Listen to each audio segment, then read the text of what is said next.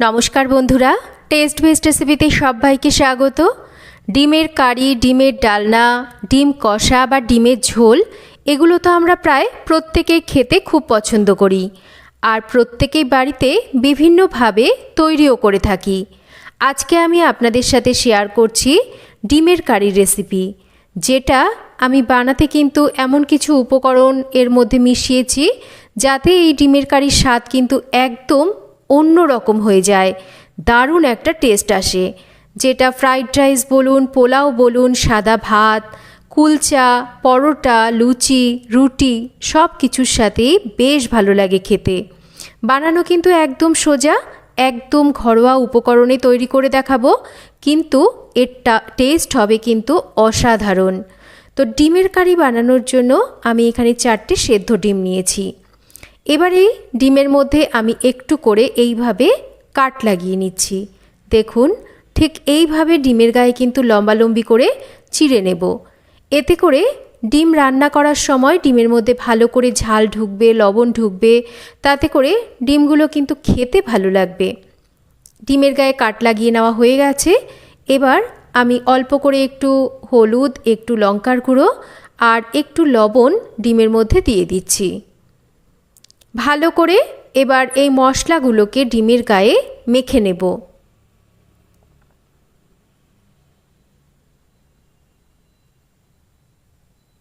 লবণ, হলুদ, লঙ্কার গুঁড়ো মাখিয়ে নেওয়ার পর ডিমগুলোকে মিনিট 5 রেখে দেব। এতে করে ডিমের মধ্যে ভালো করে লবণ আর ঝালটা ঢুকবে।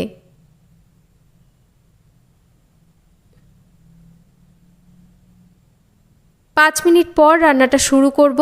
5 মিনিটের জন্য ডিমগুলোকে একটা সাইডে আমি রেখে দিচ্ছি। এবার রান্নার জন্য সর্ষের তেল গরম করে নেব। যে কোনো তেলেই রান্নাটা করা যেতে পারে, তবে আমার মনে হয় একটু সর্ষের তেলে যদি রান্নাটা করা হয়, রান্নার টেস্টটা কিন্তু বেশি ভালো আসে। তেলটা ভালো করে গরম হয়ে গেলে আমি কিছু এখানে মশলা নিয়েছি। দেখুন, এখানে নিয়েছি শুকনো লঙ্কা, নিয়েছি কয়েকটা গোলমরিচ, ছোট এলাচ, একটু দারচিনি, কয়েকটা লবঙ্গ নিয়েছি আর অল্প করে একটু গোটা জিরে নিয়েছি। এই মশলাগুলোকে আমি একটু তেলের মধ্যে ফোড়ন দিচ্ছি। মশলাগুলো বেশ সুন্দর যখন ভাজা হয়ে যাবে, সুন্দর একটা মিষ্টি ভাজা গন্ধ বেরোতে শুরু করবে, তখন একটা একটা করে ডিম আমি এবার ছেড়ে দিচ্ছি। এবার এই ডিমগুলোকে একটু ভেজে নেব। আর এই যে ফোড়ন দিয়ে ডিমগুলোকে ভাজছি, এতে করে কিন্তু ডিমের মধ্যেও সুন্দর একটা ফ্লেভার আসবে। ডিমগুলোকে ভাজার সময় কিন্তু আমি এর মধ্যে দিয়ে দেব একটু আদা রসুন বাটা। আদা রসুন বাটাটাকেও কিন্তু ডিমের সাথে ভালো করে ভেজে নেব। এইভাবে একবার ডিমের কারি বানিয়ে দেখবেন, খেতে কিন্তু অসম্ভব টেস্টি হয়, আর এর ফ্লেভারটাও হয় কিন্তু একদম অন্যরকম। দেখুন, ডিমগুলো বেশ ভাজা হয়ে গেছে, ডিমের গায়ে সুন্দর লালচে রং ধরে গেছে। এবার ভাজা ডিমগুলোকে আমি তুলে নিচ্ছি। এবার আমি অল্প করে একটু কাঁচা লঙ্কা কুচি দিয়ে দিচ্ছি, আর তার সাথেই দিচ্ছি এখানে বড় সাইজের একটা কুচিয়ে নেওয়া পেঁয়াজ। তবে আপনারা কতটা ডিম রান্না করছেন সেটা বুঝে নিয়ে কিন্তু পেঁয়াজের ব্যবহারটা করবেন, কারণ ডিমের কারিতে একটু পেঁয়াজের পরিমাণটা কিন্তু বেশি লাগে। এবার এই কাঁচা লঙ্কা আর পেঁয়াজটাকে একটু ভাজা ভাজা করে নিয়েছি এখানে আমি জিরের গুঁড়ো, আর নিয়েছি ধনের গুঁড়ো, হলুদ আর লঙ্কার গুঁড়ো।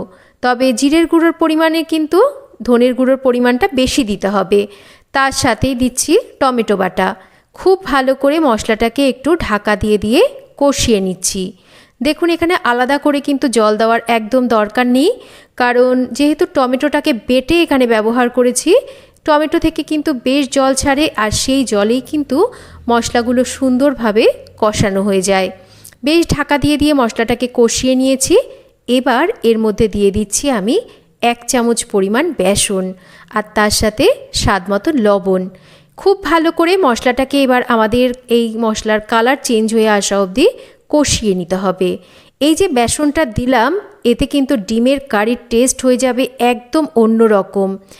এর একটা সুন্দর কিন্তু বেসন ভাজা ফ্লেভারও বের হবে, আর তাছাড়া এর টেস্টও কিন্তু হবে অসম্ভব সুন্দর একটা। একই রকম ডিমের কারি থেকে এইভাবে একবার ডিমের কারি আমি যেইভাবে বানিয়ে দেখাচ্ছি এইভাবে তৈরি করে দেখবেন। মশলা খুব ভালো করে কষিয়ে নেওয়ার পর এবার দিয়ে দিচ্ছি কিছুটা জল। ডিমের কারি যেহেতু খুব বেশি ঝোল হয় না, তাই সেটা মাথায় রেখেই কিন্তু জলের পরিমাণটাকে এখানে আমাদের দিতে হবে।